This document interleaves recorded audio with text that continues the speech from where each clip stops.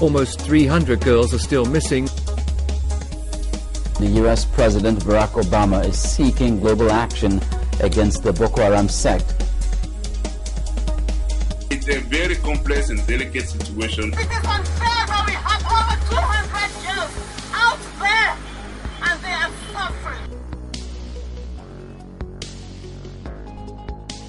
Many weeks after the shocking and horrific event of the abduction of schoolgirls from Government Girls College Chibok and the whirlwind of the media campaign that followed, Ebony Live TV decided to take a trip to Chibok to discover what day-to-day life is like for the people of Chibok and the families of the abducted girls, and to possibly unravel why Chibok local government has suddenly become the center stage for insurgent activities in northeastern Nigeria. Making a trip to Chibok at this time was scary and very dangerous.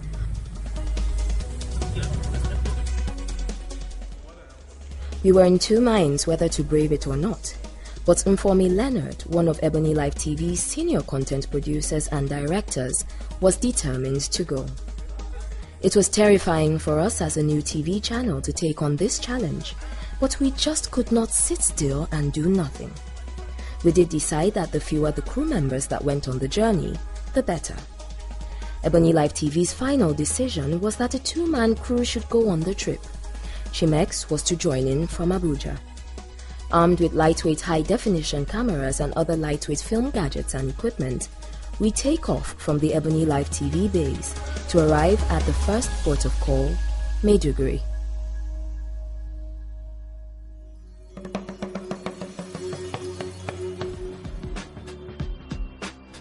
The city gates and many mosques established by Uthman Dan Fodio and his counterpart Modibo Adama some centuries ago are a good reminder of centuries of Islam. Our contact person Simon lives in this city and pastors a local church.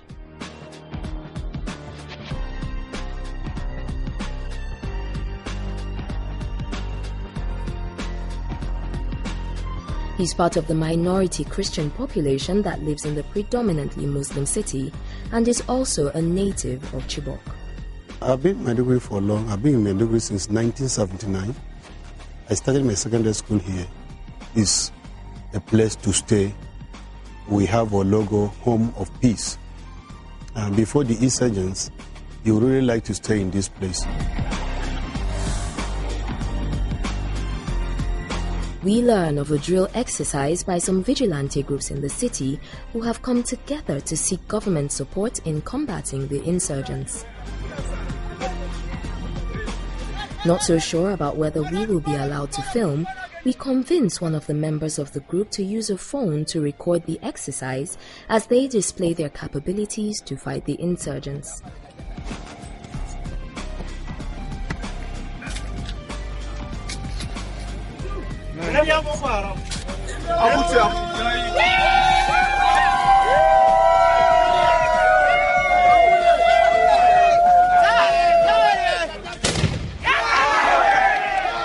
Yau idan muka kama Boko Haram mu muke ba soja.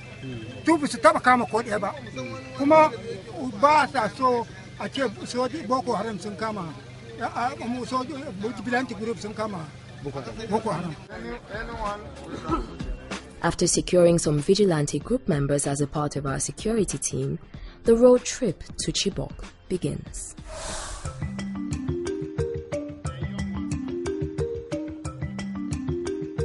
Chibok local government area is one of the local government areas in Borno State, approximately 150 kilometers from Maiduguri city.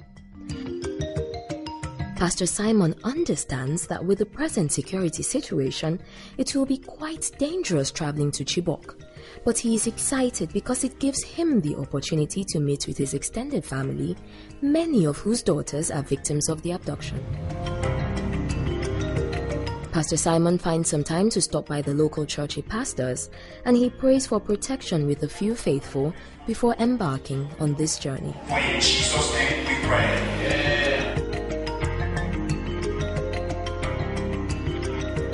We drive past many of the villages located along this bumpy road linking Chibok to Maiduguri, the state capital, and we ponder how empty they seem. It's a lonely drive on this road that once had so much traffic, particularly trucks transporting food items to the city. The empty, uncultivated plains that should have had crops this farming season are a strong reminder that the trucks may not be coming anytime soon. In this little village in Dambwa local government area, about 45 minutes away from Chibok Township, the team drives past a burnt-down school. This school is just one of the Boko Haram casualties, too negligible to have made headline news. After about 6 hours because of the bumpy road, numerous checks and a vehicle breakdown, the team finally arrives Chibok. Natural instincts, of course, would direct any curious person first to the government girls' secondary school located at the entrance of the town. However, that happens to be our first disappointment. The security on guard will not allow our team to film, though we managed to steal a shot of the school signpost with a mobile phone. We cannot help but wonder the essence of this tight security on a burnt-down educational institution that is totally deserted.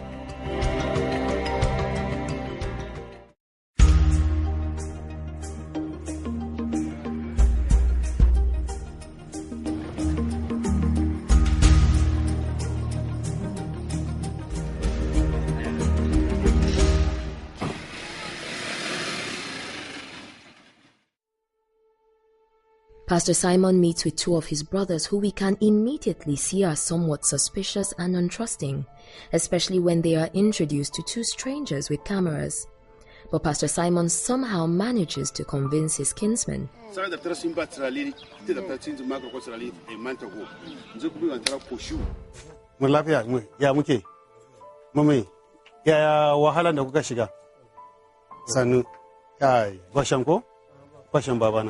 Allah ya ke nan gaba tunda ubangiji ya tsare ka haka shi zai dinga tsare ka cikin matsala sannu mu yawa ya kake to sannu, that's all right. So this is the house of Honorable Dr. Shetima Nglada that was burnt on the 14th April 2014 when the insurgents came and adopted some of our girls. And this boy is my nephew, by name girl Chiroma. He was at home when this thing took place. His younger cousin Chiroma agrees to show us around the desolate township. Chiroma gives a vivid description of some of the large-scale destruction as he takes us around. This is our dad, man parlor here. They burn everything. They just pick the important things in the parlor. They pick it. So from then they pick all our properties. From then they put the fire inside the room. They came to the Chibok around 11:13. So they started shooting, sounding Allahu Akbar, something like that. So that if you hear something Allahu Akbar, so they will shoot, they will explode the rocket launcher.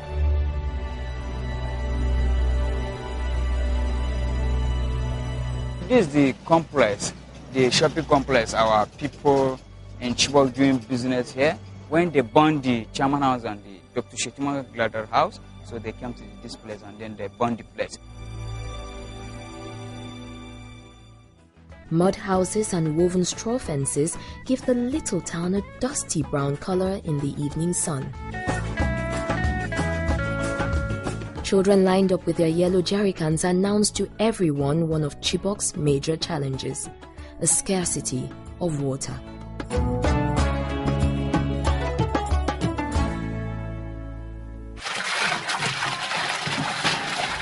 One of the lucky girls that escaped en route to the camp of the abductors lives in Kumutehi, a community near the Chibok Township. A few logs of wood form a barricade as we drive into this community. This community is desolate.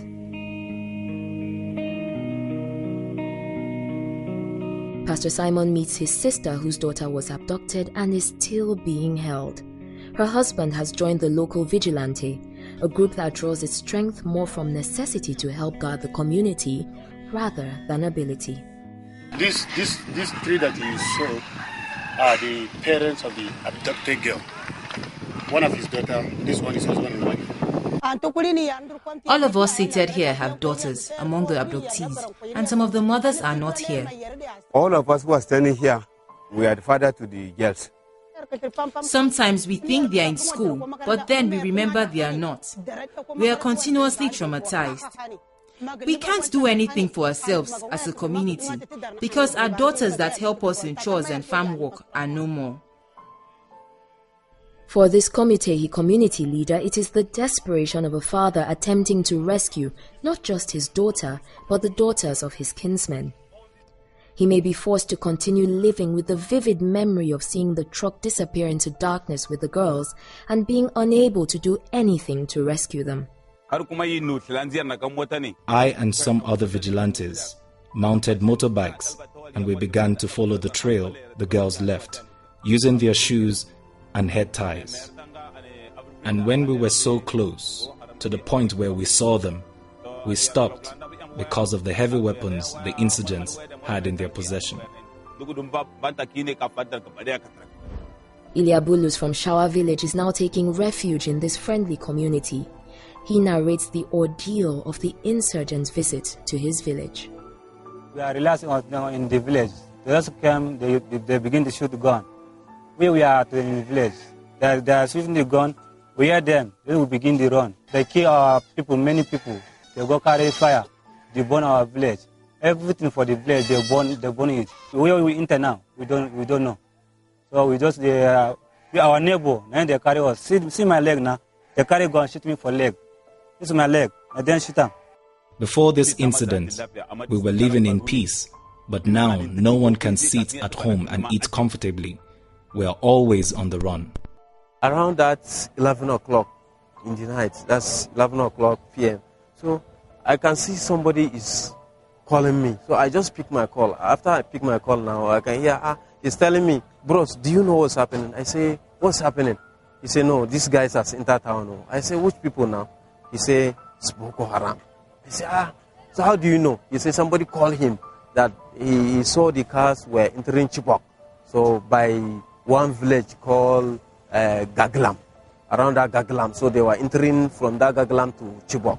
So I shall prepare myself for. So I just wake my parents that, see what I had. I just received a call that Boko Haram are coming into Chibok. After that telling them, I should just enter my room. I can hear bullet. Wah! I can hear rocket launcher. Wah! Wah! Wah! I can just hear bullet anyhow, rapid. So I could just hear people were running. Rachel Yakubu was desperate enough to jump off the truck of Boko Haram. When Boko Haram came to our school, they gathered us together and were chanting, Allah Hakubak, we are the Boko Harams. They began arguing. While some suggested they kill us, others said they should take us away. They loaded some of us in a truck, while some of us, including myself, were dragged along on foot when the truck got full. We arrived at a small village where space was made for us on the truck and continued the journey into the night. The abductors didn't understand our language, so I told the girls to join me and jump off. But some of them were afraid. Some jumped with me off the truck and we hid among the shrubs. And since it was dark and dusty, the sect members didn't see us, and that was how we escaped. When we were running, we got to a small village. We couldn't recognize where we were because it was night. We had gunshots and we thought the sect members were after us. But we later came in contact with the villagers and we pleaded with them to protect us. They kept us safe, and the next morning they returned us to our parents. Ruth Musa was lucky to have been absent from school that fateful night. I escaped because I left to attend my sister's wedding. Some of the girls that we abducted also attended the wedding and went back to school. I was not taking the art course they were to take that fateful Monday because I am a science student. I planned to return on Monday evening to write my exams on Tuesday before the unfortunate incident occurred. This is how I escaped abduction. Soon, it will be nightfall, and this community must take refuge in some far-off bushes because Boko Haram might visit, and they are in no doubt that they could be the next casualty. And you saw us with these guns, we ran away to the bush in order to hide ourselves away from them, because we're not able to fight them because they are more powerful. The only doubt is who will survive to tell the story.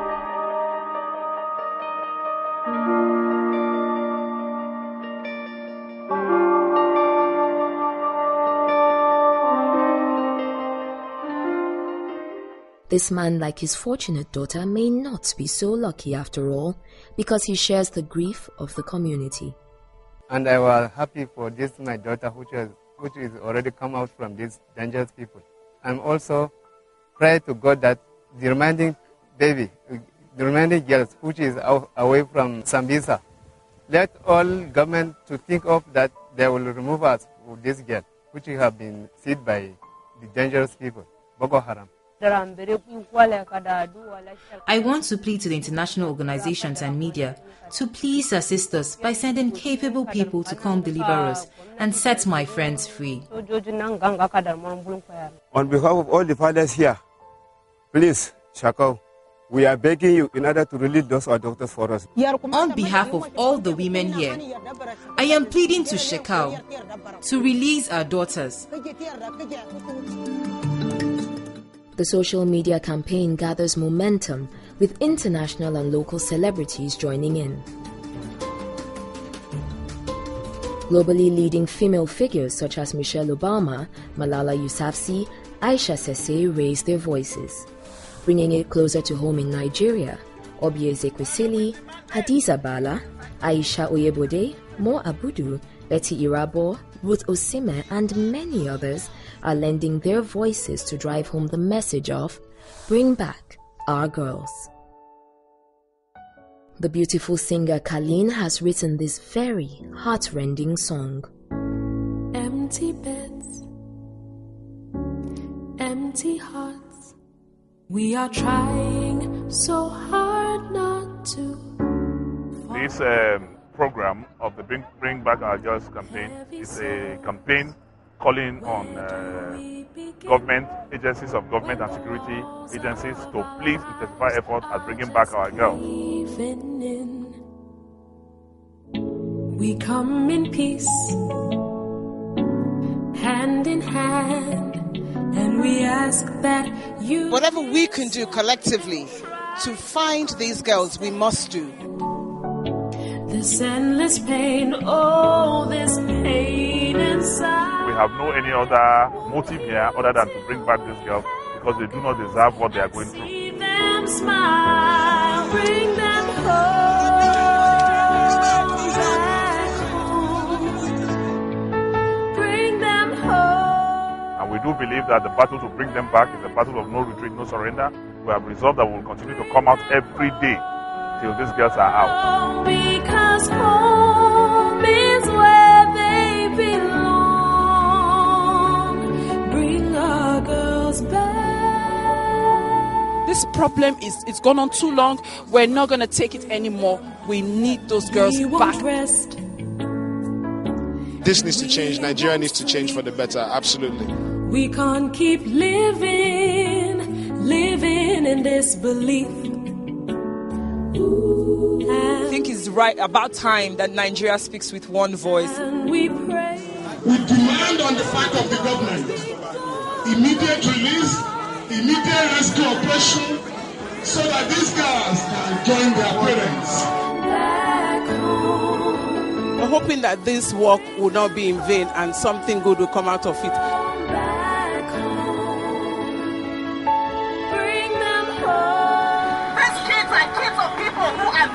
That's the way we look at them. They are somebody because they have dignity. They cannot be purchased, they cannot be bought.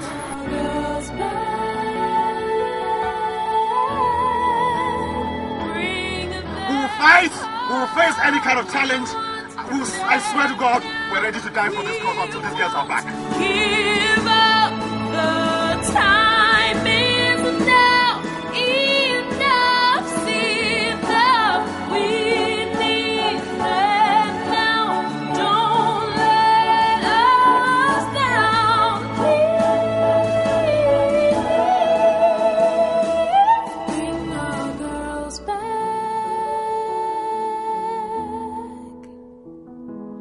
bring them home.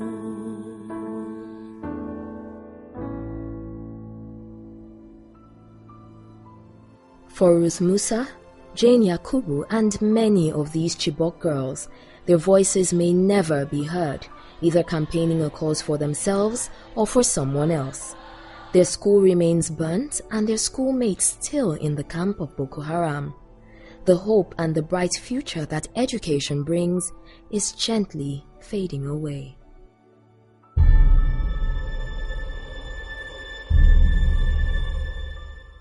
Because of this thing which was happened, even if you tell your daughter that let's go to school, she cannot go at all because they fear something may happen to them again.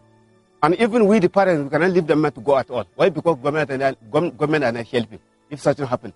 We know the bad effect this abduction will have on education. As a teacher, I felt that if nothing is done immediately to reverse the case, it's going to affect the next generation of Nigerians. Naturally, the northern Borno people do not even have interest in sending their children to school. And this is what they actually want to bring to southern Borno. And now it is going to have great impact on Chibok. People who go to school now will not feel comfortable to face their studies. They will be worried about the environment, worried about their fate. Who knows what will happen to them? The mind has to be at peace before academics can be worthwhile. Under a tree, a group of men share a meal. It may be their last. Food barns are running out of food supplies, and there is no harvest this year because no one was able to farm. As attacks and rumors of impending attacks on villages in Chibok and its environs continue, it is clear that the enemy is bigger and stronger than these mud fences. You see, we close this way in order to, when they are coming, they cannot able to run faster.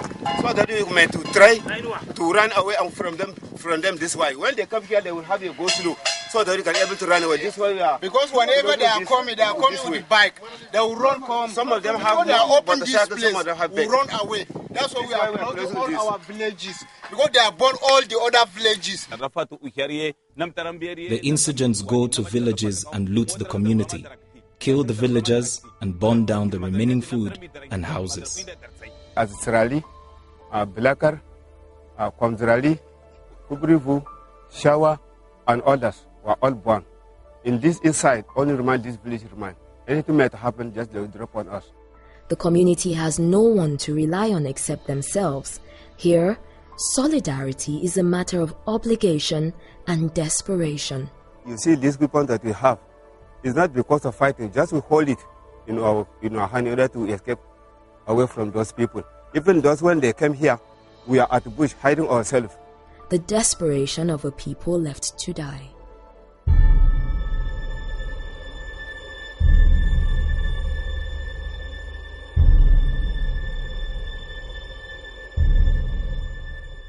We are here, we even hear in radio saying that France, America, and other countries may to come and help us in order to bring us this our doctor. But yet, we didn't hear anything happen. And yet, we are not hearing anything that either they are outside or not. We didn't see even with our eyes, and we didn't hear that they are now on the Sambisa. So we appeal to the Americans, the French government, and all those who have shown interest in this matter to please do something, because nothing is happening now. The situation is as bad as it has always been. We have not seen any sign that anything else is happening. All we read is in the paper of the plans they have to remedy the situation, but nothing is being remedied.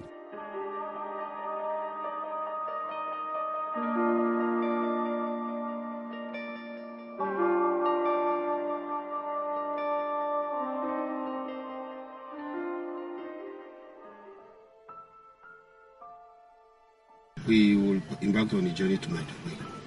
We commit our journey into your hands. As the team prepares to leave Chibok, there is news of an attack on one of the neighboring villages.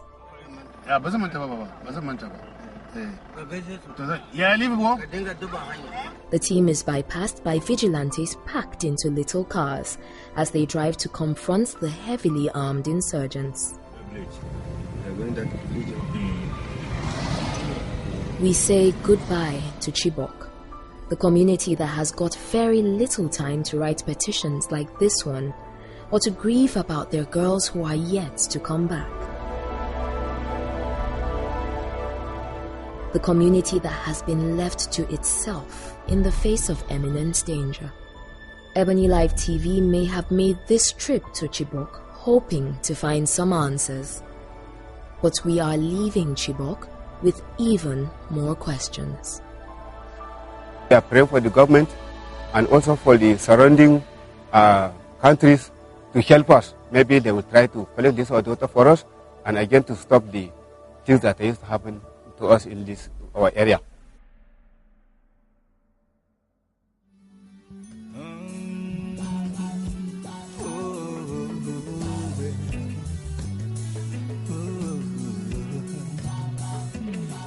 In the morning to find people running helter-skelter from the gun when we should be loving like children under the sun. So I say enough, yes enough, enough of the violence and killings and burning our yard. Yeah. Children cry blood, who's gonna hear them cry? Yeah. Here's our song today.